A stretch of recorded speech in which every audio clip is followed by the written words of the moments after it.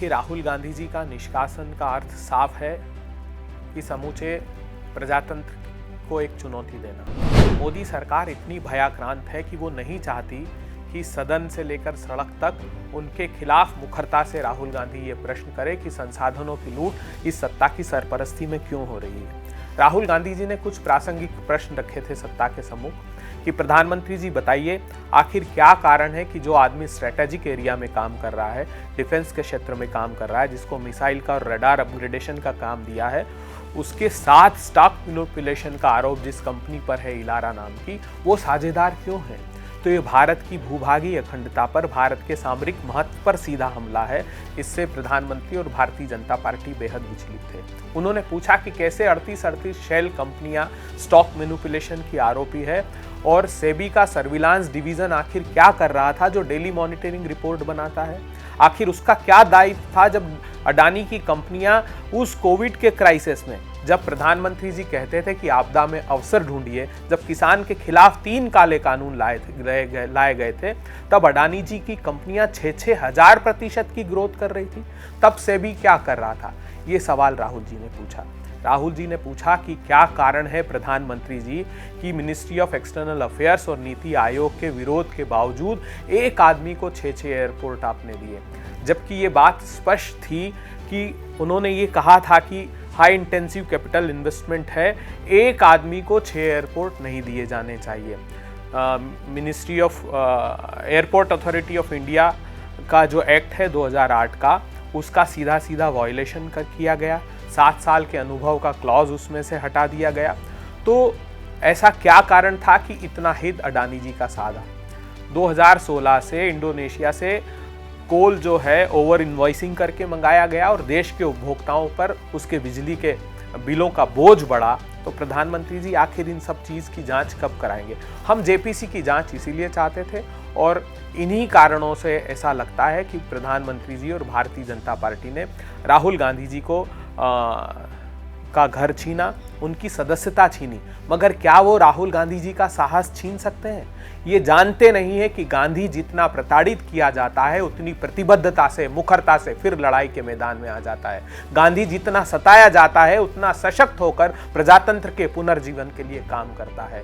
ये भूल गए। ये भूल बरतानिया हुकूमत ने भी की थी। आज़ादी के पहले भी गांधी लड़ा था और आज़ादी के बाद भी प्रजातंत्र को पुनर्जीवित करने के लिए इस लड़ाई का जिम्मा गांधी ने अपने हाथों में लिया। देखिए, जब हम साधारण शब्दों में अगर इसकी व्याख्या करें तो लोकतंत्र खतरे में क्यों है, ये बात समझनी चाहिए देश के नागरिकों को। देश के नागरिकों को समझनी चाहिए कि एक आदमी जो 609 स्थान पर था विश्व में धनपति के रूप में, वो मोदी जी की सत्ता की सरपरस्ती में दूसरे स्थान पर आ जाता है। लेकिन इस देश का किसान, जिसको प्रधानमंत्री जी वादा करते हैं कि आपकी आमदनी 2 गुनी कर दूंगा, उसकी आमदनी खुद मोदी जी बताते हैं कि 27 रुपए रह गई। इस देश के आम लोगों के लिए प्रजातंत्र के खत्म होने का अर्थ ये है कि 400 रुपए का गैस का सिलेंडर 1000 रुपए के पार हो जाना, 60 और 70 रुपए का पेट्रोल और डीजल जो कांग्रेस के शासन काल में मिलता था उसका 100 रुपए के पार हो जाना, 60 और 70 रुपए का दाल और तेल 200 रुपए के पार हो जाना। और यह नियोजित रूप से किया गया है।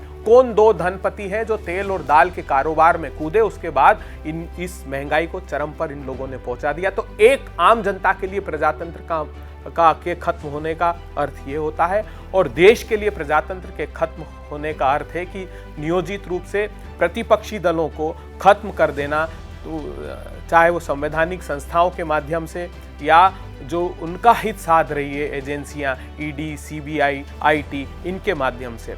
क्योंकि देश की जनता ने अगर सत्ता को दायित्व दिया है देश के संचालन का, तो ये भान होना चाहिए देश की जनता को कि उन्होंने दायित्व दिया है प्रतिपक्ष को कि वो सत्ता का मार्ग प्रशस्त करे। अगर सत्ता दिग्भ्रमित होगी, उन सही मार्ग पर नहीं चलेगी, तो प्रतिपक्ष का दायित्व होता है। तो सत्ता संसाधनों की लूट के लिए निरंकुशता चाहती है और वो अंकुश राहुल गांधी जी लगाना चाहते हैं, वो अंकुश समूचा प्रतिपक्ष लगाना चाहता है। इसलिए सरकार नहीं चाहती कि प्रतिपक्ष का अस्तित्व रहे और खास करके राहुल गांधी जिस प्रकार मुखरता से सत्ता के खिलाफ स्वरों को बुलंद कर रहे हैं, तो सत्ता नहीं चाहती। इसलिए उनका संसद का कार्यकाल भी खत्म करना चाहती, उनसे घर तक छीन लेना चाहती। देखिए, उनके रिश्ते का अर्थ अब साफ परिलक्षित हो रहा है कि एक तरफ धनपतियों को संसाधन की लूट, दूसरी ओर 12 करोड़ युवाओं के रोजगार छिन जाना, 84% लोगों की आमदनी से हाथ धो लेना, किसानों की आमदनी 27 रुपए रह जाना। तो ये परिलक्षित करता है साफ। राहुल जी ने पूछा प्रधानमंत्री जी से बहुत साधारण प्रश्न किए थे कि प्रधानमंत्री जी बताइए, आप बांग्लादेश जाते हैं और अडानी जी को इलेक्ट्रिसिटी का प्रोजेक्ट मिल जाता है, श्रीलंका जाते हैं, अडानी जी को इलेक्ट्रिसिटी का प्रोजेक्ट मिल जाता है, आप ऑस्ट्रेलिया जाते हैं, वहाँ पर कैसे कोल माइंस उसको अलॉट की जाती है और SBI लोन की गारंटी प्रदान कर देता है। तो प्रधानमंत्री की समूची विदेश यात्राएं अब प्रश्नों के घेरे में है और मुझे लगता है कि ये प्रासंगिक सवाल है जो अब देश भी पूछने लगा है। भारतीय जनता पार्टी के लिए OBC का साफ अर्थ है ओवरसीज बोगस कंपनियां, उनको बचाने के लिए एक जो गौरवशाली हमारा OBC समाज देश का है उसको अपमानित करना है। क्या नीरव मोदी, ललित मोदी, अमी मोदी, मिशेल मोदी ये OBC समाज का प्रतिनिधित्व करते हैं? क्या बैंक के फ्रॉस्टर्स, लुटेरे OBC समाज का प्रतिनिधित्व करते हैं? समूचे देश के OBC समाज का अपमान भारतीय जनता पार्टी ने किया है और ये अक्षम्य अपराध है। फिर भी हम चाहते हैं कि भारतीय जनता पार्टी अगर क्षमा याचना करे तो हो सकता है OBC समाज माफ कर दे।